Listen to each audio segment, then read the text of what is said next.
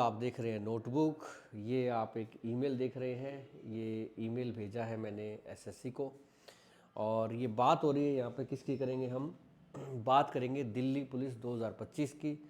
Delhi police 2025 में paper को लेकर बच्चे काफ़ी परेशान हैं। उनको भरोसा नहीं है कि पेपर सही से हो पाया है क्या, और आशंका है कि पेपर में कुछ ऐसे बच्चे जिनका पढ़ाई से कोई वास्ता है नहीं, वो अच्छा नंबर ले गए हैं बजाय कि उनके जो मेहनत करने वाले हैं। और इसके लेकर बच्चे प्रयासरत हैं भी, कुछ प्रयास किए भी गए हैं। क्या प्रयास किए जाएं या कुछ ना किया जाए तो क्या होगा, इन पे हम चर्चा करेंगे। अगर बात करते हैं हम पेपर हैक की, तो पेपर हैक में दो चांस है कि या तो हुआ है या नहीं हुआ है, जब तक जांच ना हो जाए। हमें ये कह सकते हैं कि हमें शक है कि ये हुआ है। ऐसा क्यों लगता है? जैसे मैं एकेडमी में जो बच्चे ट्रेड वगैरह सीखने आए हुए हैं उनसे बात करता हूँ, तो उसमें कुछ बच्चे ऐसे मिले, कई बच्चे। एक बच्चे ने तो बताया कि जी मेरा दोस्त है, ठीक है, उसने ही खुद सेटिंग से 95 नंबर उसके आए हैं और सेटिंग से हुआ है उसका खुद, और उससे मेरी बातचीत भी हुई थी। 18 लाख रुपए उसके लगे हैं, ऐसा भी उस बच्चे ने बताया। दो बच्चे ऐसे मिले थे जिन्होंने कहा था कि हमारे गांव के 3 बंदे हैं जिनका सेटिंग से हुआ है, उनके 90+ नंबर आए हैं। और 3 ऐसे बच्चे हैं, एक गांव में 3 बहुत बड़ा आंकड़ा है। और गुरुजी हमारे तो रह गए 82-83 और वो गए 90 पार। अब देखिए हमारा कैसा हो पाएगा, यहाँ तो दुविधा ये आ गई। और बोले कि वो पढ़ाई में इंटेलिजेंट नहीं है, कहीं बहुत अच्छे मार्क्स लाए भी नहीं है, तो इस हिसाब से क्या किया जाए। जांच के चांस हैं क्या? अगर देखो आप कुछ ना करो, नौकरी किसको चाहिए? आपको चाहिए। अगर यहाँ जांच नहीं होती है, कुछ नहीं होता है, नुकसान आपका होने वाला है।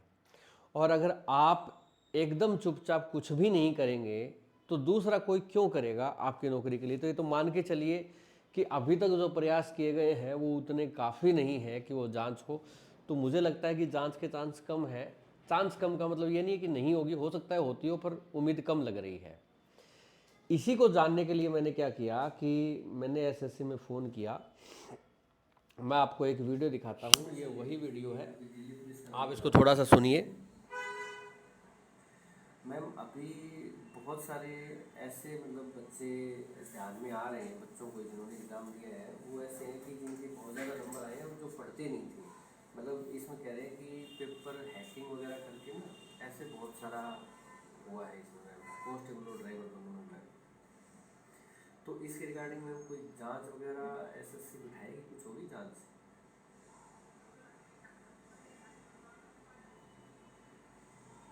तो मैम इसकी कंप्लेंट करना चाहिए, एप्लीकेशन कहाँ दे सकते हैं मैम? तो तो बेटा मैंने जब बात की तो पहले तो मैं ये जानना चाहता था कि जांच हो रही है या नहीं हो रही है। अगर जांच के लिए एसएससी ने प्रयास स्टार्ट कर दिए हैं या जांच स्टार्ट कर दी है, फिर तो आपको कुछ करने की ज़रूरत नहीं है, हमें भी कुछ करने की ज़रूरत नहीं है। तो पहले ये पता लगाए, तो वो पता नहीं लग पाया। मुझे ये बताया गया एसएससी द्वारा कि ये कॉन्फिडेंशियल है। तो जांच जो है वो क्या है? कॉन्फिडेंशियल है। कॉन्फिडेंशियल वो चीज़ें हो जाती है जो शेयर नहीं की जाती, जो बताई नहीं जाती, ठीक है। तो ये चीज़ गुप्त है तो पता नहीं लग पाया। हो सकता है हो रही हो सकता है ना हो रही हो, वो पर्सन ये खुलासा नहीं कर सकते, मान सकते हैं। अच्छा, नुकसान क्या है? अगर आपने कुछ नहीं किया तो वो बच्चे लग जाएंगे जो कभी पढ़े नहीं, यानी कि नौकरी खरीदी जाएगी सीधा सीधा। कोई 15 लाख में खरीद लेगा, कोई 18 लाख में खरीदेगा, जिसने जितने दिए हैं वो वहाँ पे नौकरी लग जाएगा। ये मान के चले अगर आप कुछ ना किया तो, ठीक है। इसके रिगार्डिंग प्रयास की बात क्या है कि एक एक्स कैंपेन चलाया गया था, उसमें काफ़ी टीचर्स जो थे उन्होंने मेहनत की, बच्चों ने भी मेहनत की, ठीक है। और एक्स कैंपेन पहले भी बहुत सारी भर्तियों में होते रहे हैं, आपने देखा है। और एक्स कैंपेन, सिर्फ एक्स कैंपेन करने से किसी भर्ती की जांच हुई हो ऐसा आज तक तो नहीं देखा गया। आप भी जानते हैं इसको भी, कहीं एक्स कैंपेन किया गया और उससे उस भर्ती की जांच हो गई, ऐसा हो गया, ऐसा हुआ है आज तक? आप बता दो एक बार भी हुआ हो तो। यानी एक्स कैंपेन के अलावा बहुत कुछ चीज़ें की गई होंगी, तब जाके कहीं किसी भर्ती में जांच हुई होगी, और किसी में तो फिर भी नहीं होती, सब कुछ करने के बाद भी। आप मानते हैं। तो इससे हम ये नहीं कह सकते कि एक्स कैंपेन है उसके प्रयास कम है, ये भी एक प्रयास का तरीका है। कम से कम इससे शुरुआत तो होती है कि चलो हम इस तरफ जागे तो सही। इसमें मुझे सूचना इसकी एक्स कैंपेन सुबह था और मुझे रात को इसकी सूचना मिल पाई थी, तो मैंने कहा भी था मोहन सर को कि इसके लिए मैं वीडियो बनाऊंगा।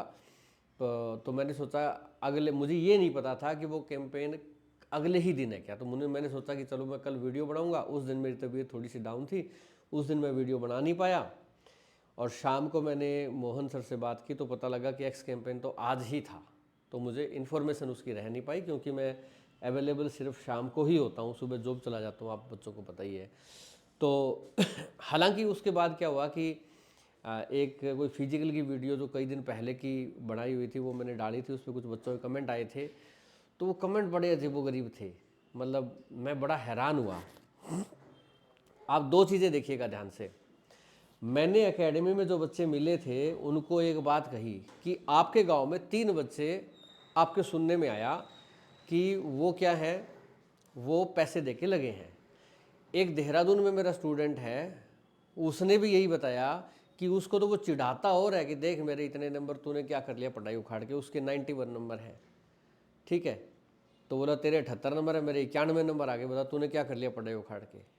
वो भी मैंने सब बच्चों को एक बात कही, मेरे को 4-5 ऐसे केस मिले, चारों पांचों को मैंने ये बात कही, वो एक काम करो बेटा, आप उस बंदे का नाम, उसका गांव का नाम, और अगर आपको उसने दिखाई भी आंसर शीट तो उसका रोल नंबर वगैरह जो भी है, आप सिंपल एसएससी को ईमेल कर दो, साथ में दिल्ली पुलिस को भी कॉपी में रख दो, और भी कोई अधिकारी को रखना चाहते हो तो कर दो, आप ईमेल कर दो। मैंने उसको कहा तो कम से कम ऐसी चीज़ें जाएंगी विद प्रूफ, बंदे का नाम लेके भी देखो इसने धोखाधड़ी की है। देखो अगर एक गांव में कोई किसी के हड्डी पसली तोड़ देता है ना, तो फिर क्या होता है कि अगर जिसकी हड्डी पसली टूटी है वो जाके कंप्लेंट करता है पुलिस में, तो ही पुलिस आती है, अपने आप नहीं आती, ये आप मानते हो। तो कंप्लेंट तो करना जरूरी होता है। अब कह रहे हो कि देखो धोखाधड़ी हुई है जी, धोखाधड़ी हुई है। अरे बताओ तो सही कि धोखाधड़ी किसने की है, कौन सा ऐसा बंदा है वो तो बताओ, ताकि उसके ऊपर जांच की जाए, उसका पेपर चेक किया जाए, इतना तो फर्ज बनता है। हाँ आगे देखो भाई, पुलिस हम गांव में देखते हैं कैसी कार्रवाई करते हैं, कई केसेस में अच्छी करती है, कई केसेस में शांत बैठी रहती है, वो एक अलग बात है, पहला स्टेप तो पूरा हो। तो मैंने कहा कि आप शिकायत करो उस बंदे की। बोला जी ऐसे संबंध खराब हो गए गाँव में, तो गाँव में FIR ना करो जाके पुलिस में, आप पुलिस में शिकायत करोगे तो नाम आएगा, आप सिंपल ईमेल कर दो, घर बैठे बैठे ईमेल करोगे, कैसे पता चलेगा, ईमेल कर दो। बोला ना जी अब क्या, अब ये उस सिचुएशन, उस बंदे की सिचुएशन है जिसके हाथ से नौकरी छीनी जा रही है, सामने बिल्कुल सामने उसके बंदा ऐसा है, और मुझे कह रहे हैं इनको तो सिर्फ पैसे से लेना देना है, इन्होंने देखो वीडियो नहीं बनाई एक्स कैंपेन के लिए, और इनको तो ड्राइविंग सेंटर में गाड़ियाँ सिखानी है उसमें बिजी है, और कुछ ऐसी चीज़ें, कुछ ऐसे शब्द लिखे गए आप स्टूडेंट्स द्वारा ही, जिनको मैं अपने मुंह से बोल नहीं सकता, क्योंकि मैं उतना विद्वान हुआ नहीं हूँ, उस लाइन तक पहुँचा नहीं हूँ। आप धन्य हैं। एक तो विनोद सर ने एक बच्चे को ग्रुप में फिर लिखा कि तुम्हारे बाप ने तुझे ऐसी भाषा सिखाई है क्या, तो बोला कि आप बाप को घसीट लाई, बोला आप भी तो सर को घसीट रहे थे उसमें, बोला सर ने वीडियो नहीं बनाई, बोला और कुछ नहीं किया सर ने, वीडियो नहीं बनाई कोई बात नहीं, बोला तुम्हारे लिए बहुत सारी वीडियो पढ़ाई के लिए तो बनाई थी, तुम्हारे लिए खड़े रहे थे, पढ़ाया भी था, ठीक है, और सर ने नहीं बनाई पर बहुत सारे और टीचर ने तो वीडियो बनाई थी एक्स कैंपेन के लिए। एक्स कैंपेन हो भी गया, क्या हो गया, होगी जांच, सर एक वीडियो बना देते तो बात हो जाता, अभी सब कुछ हो गया बस, और ना बनाई वीडियो तो अब बस सारी बाजी पलट गई, जांच ही रह गई, या तुम्हारी नौकरी चली गई उस वजह से। चलो वो जो भी बातें, ठीक है, वो तो मेरी थोड़ी तबीयत खराब थी, मुझे पता नहीं था एक्स कैंपेन डेट किसको है, उस वजह से मेरा स्किप हो गया था, वो कोई बात नहीं, वरना मैं वीडियो ज़रूर बनाता, वो तो एक अलग बात है।